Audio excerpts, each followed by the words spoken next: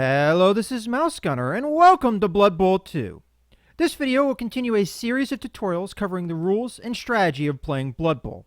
This time around, I'll be covering blocking, and I highly recommend you watch my basics video, as it will explain all of the core concepts of the game in greater detail than I will be covering in this video. So for instance, tackle zones have quite an important impact on blocking, and I will not be explaining tackle zones in very much detail in this video, as I'm going to be focusing purely on just the aspects of blocking.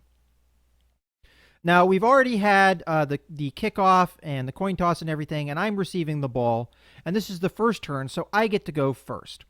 So let's go ahead and look at the field. I'm playing as the Orc player, which is a more physical-leaning team, and I'm playing against the Dwarf team, which is also a more physical-leaning team. And right now, I have my lineup set up in a more aggressive way. Now, to explain blocking very simply, whenever you go and select a character and highlight, you immediately see the block dice. Now, to explain the block dice really quickly, these are the dice you'll be rolling to determine the outcome of a block. And let's go over what the different results mean. The first result we have is the skull. Now, the skull is the attacker down. And I apologize, I will be pausing frequently, as I do have a time limit per turn. And there's no way for me to turn off that time limit. I can only set it for a maximum of 4 minutes. So to explain things in detail, I'll be pausing frequently. The skull icon indicates attacker down. This is the worst result for you, as what happens is your character falls down and the opponent remains exactly where they are, unaffected. This has two main bad results. First off, your player, after falling down, not only are they down and lose their tackle zone, but they can also be injured by falling down. Secondly, because it is your current turn and one of your players is being knocked down, which is a big element of turnover, whenever one of your characters on your side falls down on your team, you get a turnover. Turnovers result in an immediate end of turn. So that is a very bad result as well. The next result, as we select this character and hover over, is a skull with a explosion. This means both down.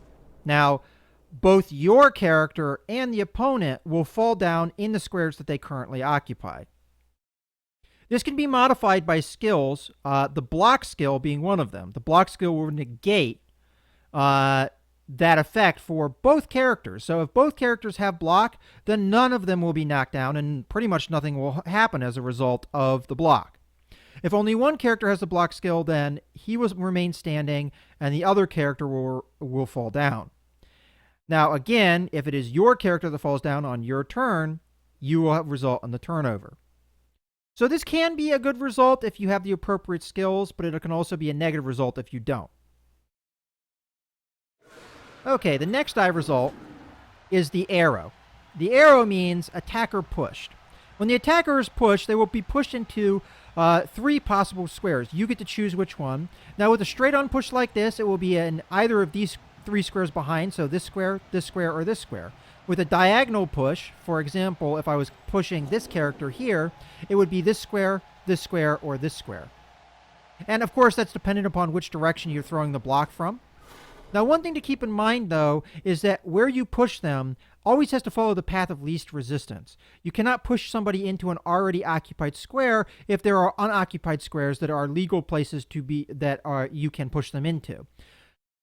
This has a more complex side to it because sidelines also count as occupied squares. They are squares that you can legally push a character into, but they count as occupied squares. But if all other squares are occupied, you still get to choose which square they go into. So you can opt to push someone out of bounds if all other legal spaces are occupied.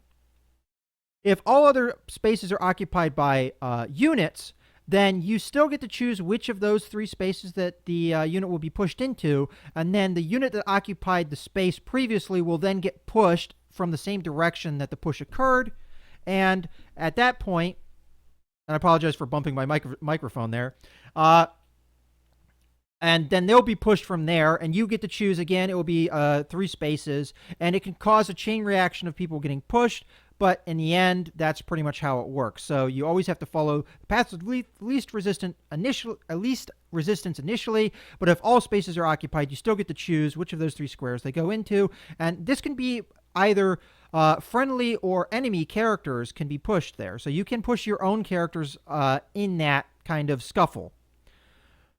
Okay, that being said, next result we need to look at is the explosion result. And there's also another result which the die is not currently showing, which is an explosion with an exclamation point in them.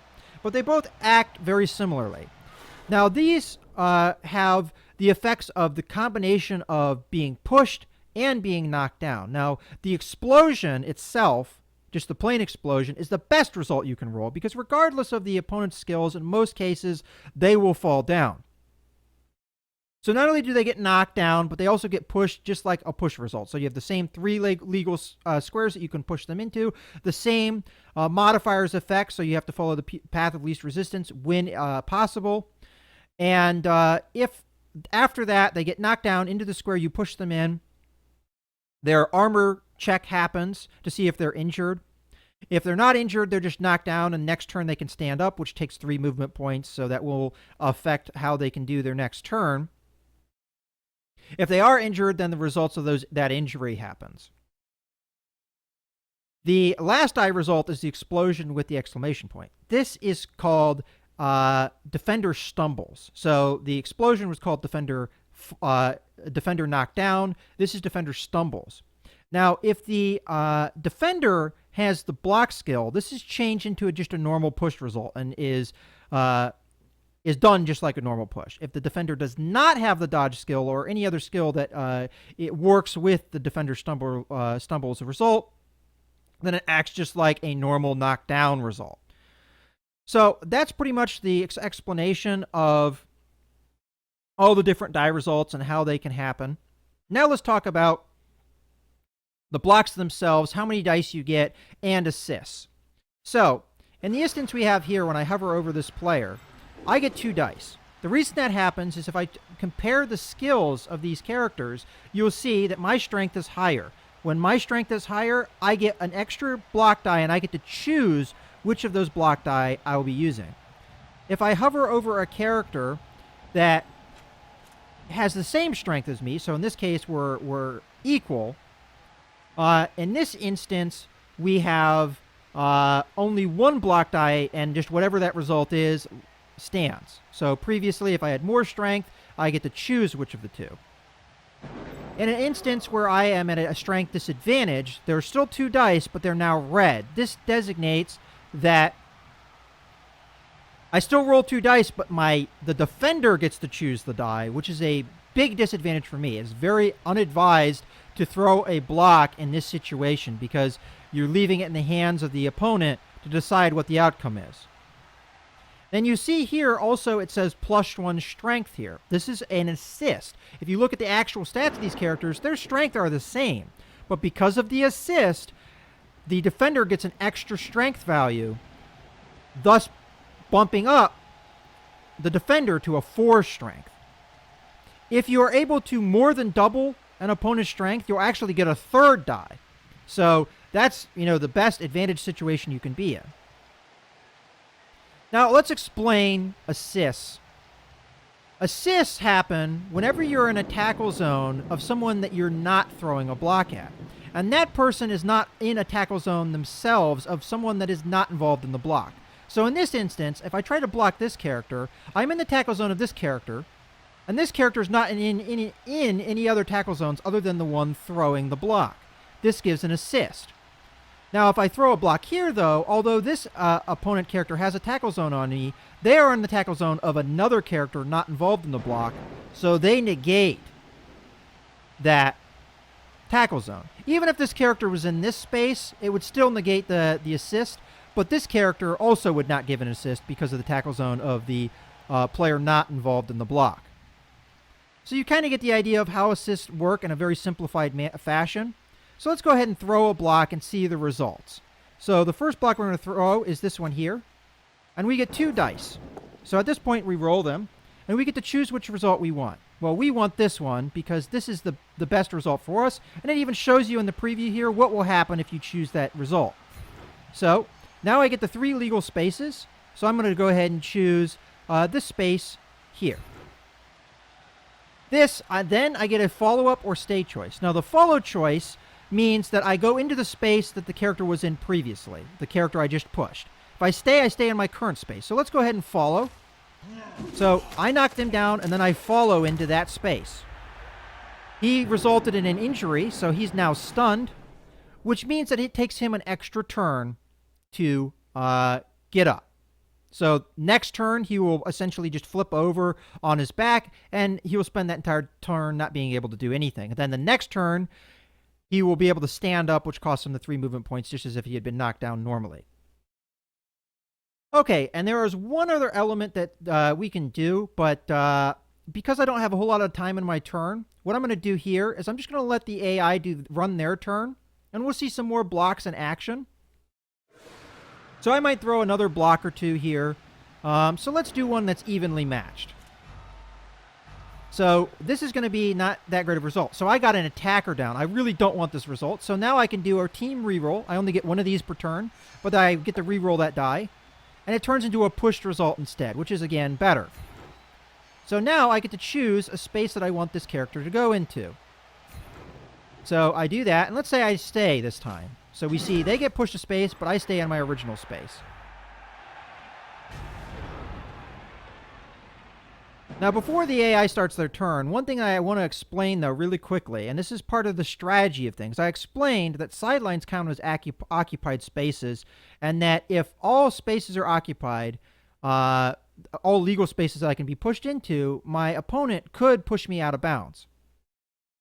Well, one thing that you need to understand is leaving a guy next to a sideline is not really advisable, because if the push comes from the space off to this side so that they're pushing him in this direction, all 3 legal spaces would be out of bounds. So the only choice they can make is out of bounds, thus you end up in out of bounds. So it's usually not advisable to end your turn with a character off to a sideline, because if an opponent can take advantage of that, they really should. And if you see a point where you can take advantage of that, really do, because it's a really good idea. It puts your opponent at a numerical disadvantage if you push them out of bounds. So really good idea to do.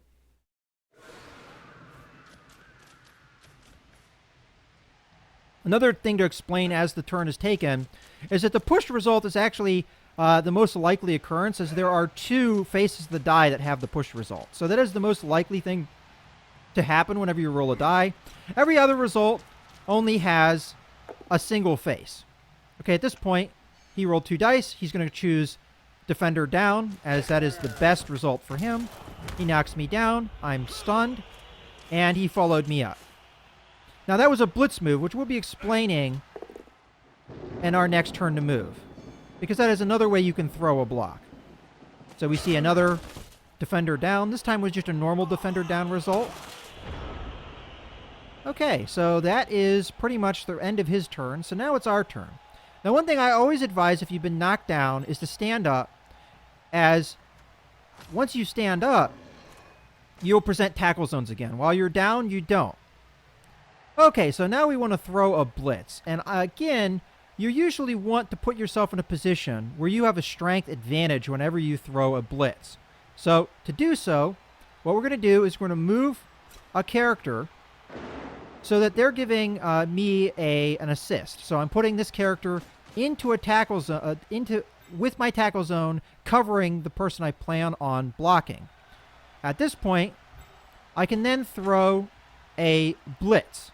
Now, I can do this from 1 of 2 spaces easily. I can do this space or this space.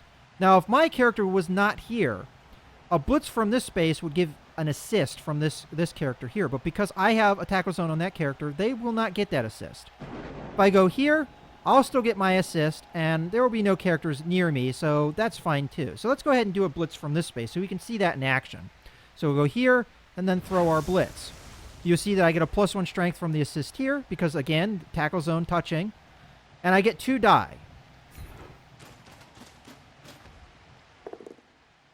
Okay, at this point, I can either do this result, but as you can see, they're highlighting the skills involved. Both characters have block, and you can see in that preview that nothing would happen. So I'm going to choose the defender stumbles, as this character does not have the dodge skill. I then choose the space they end up in. They fall down. I choose to follow.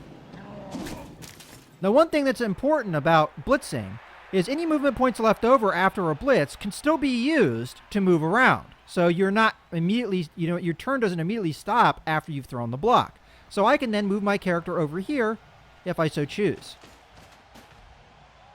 And this is the same regardless of whether you stay or follow up. But keep in mind, if you stay within an opponent's tackle zone, if you try and move out of that tackle zone, you will have to make a dodge roll.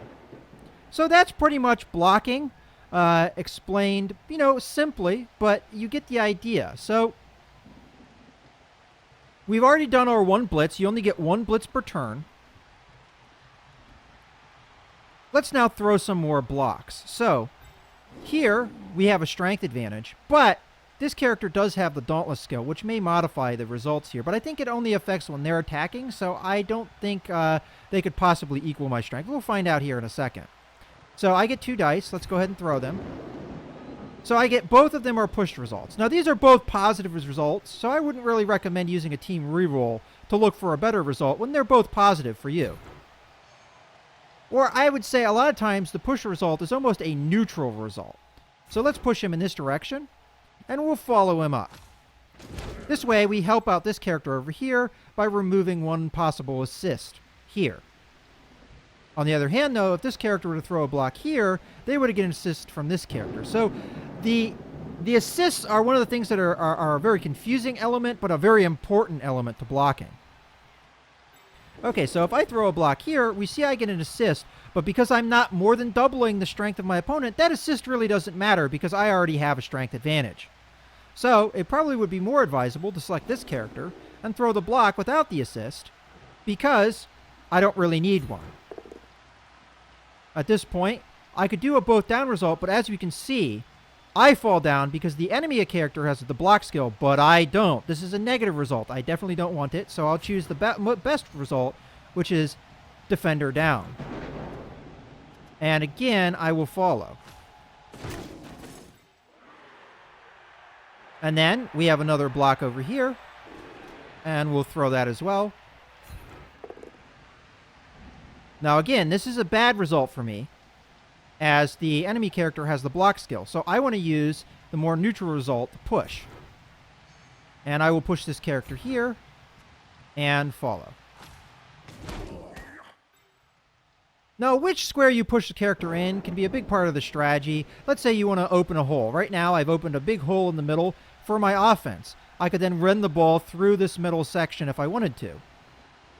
So that's one element of the strategy of where you push things. Now, granted, there's a tackle zone here and a tackle zone here, so technically the hole isn't truly open until I knock down either this person or this person.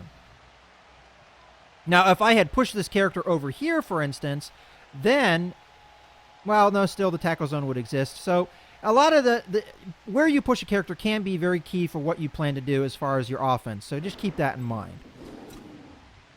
All right, let's do our last result. Now, this is all negative results. This knocks me down, and this knocks me down. So let's re-roll it. Okay, so we get a push result, a little bit more neutral.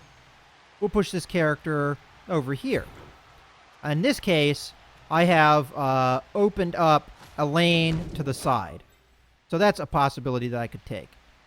And I only have one character left, and he can't throw a block because I've already thrown a blitz, and he's not near anybody. So that's pretty much it. You can't move and block in the same turn, so that's pretty much it for my turn. I've thrown all the blocks I can, so I would take the rest of my turn afterwards, if I wanted to try and score or what have you. So in any case, as I said, I hope I have done a good job of explaining blocking to you guys in a decent amount of detail. We've thrown some blocks so we could see the results there, and I hope you guys have enjoyed this video. This is Mouse Gunner, signing out.